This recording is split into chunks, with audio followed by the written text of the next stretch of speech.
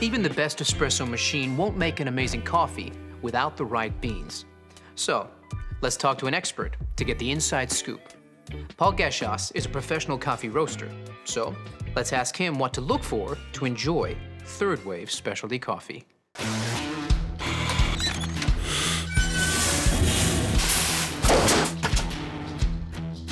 Well, it starts with freshness, but you don't want too fresh.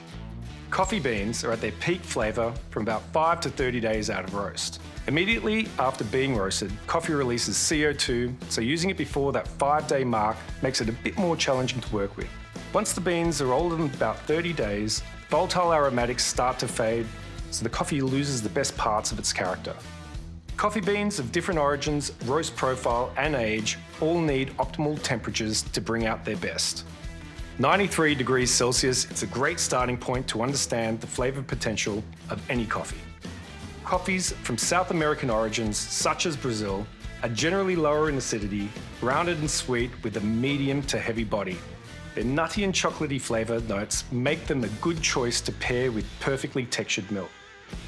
On the other hand, coffee beans from African origins, like Ethiopia and Kenya, are higher in complex acidity and can be more floral and delicate.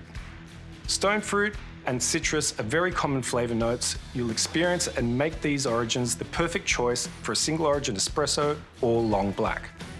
Blending multiple varietals to build taste complexity is something we like to do as roasters, so definitely take some time to truly experience different blends at home.